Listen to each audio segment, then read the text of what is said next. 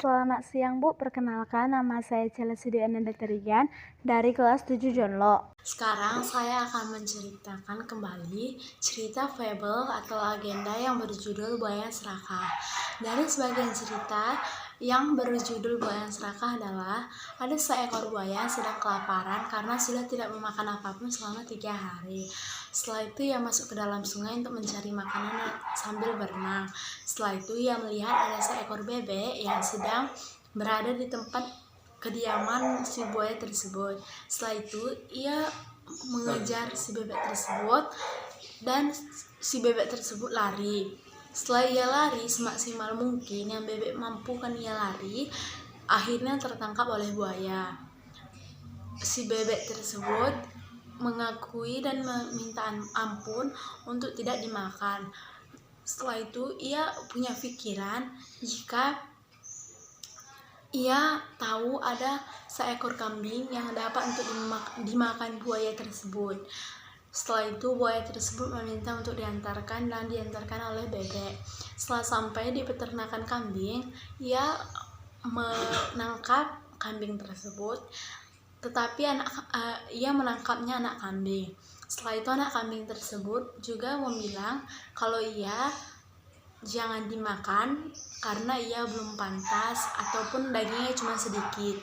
Setelah itu si kambing tersebut juga memiliki pikiran jika ia juga tahu di mana keberadaan ada hewan yang lebih besar lagi daripada ia, yaitu seekor gajah. Setelah ia bilang kepada buaya, buaya tersebut meminta untuk diantarkan ke tempat keberadaan si gajah tersebut. Setelah jumpa, si buaya tersebut mengejar anak gajah. Setelah itu anak gajah tersebut juga lari sambil berteriak meminta tolong.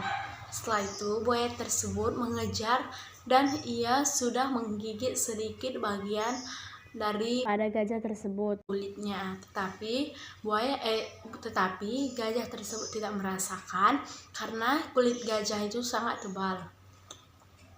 Setelah ia lari, ia sambil meminta tolong, ternyata ibu gajah tersebut mendengar pertolongan dari anak gajah tersebut. Setelah itu didatangkan ibu gajah tersebutlah anak gajah tersebut dan ia melihat ada seekor buaya yang sedang mengejar anaknya.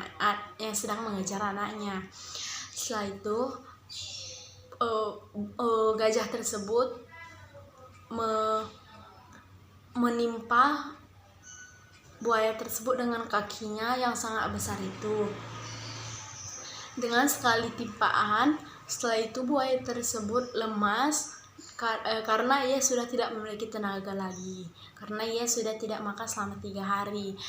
Ia juga ingin melawan ibu gajah tersebut, tetapi ia tahu ia tidak memiliki tenaga lagi. Setelah itu ia pasrah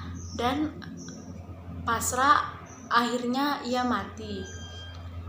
Jadi pesan moral yang saya dapatkan dari cerita Buaya Serakah adalah sebutuh-butuhnya kita harus mencarinya sendiri dengan tanpa merugikan orang lain ataupun yang lainnya. Jadi jika kita juga lapar, kita harus mencari makanan kita sendiri tanpa melibatkan orang lain dan juga tanpa merugikan orang lain.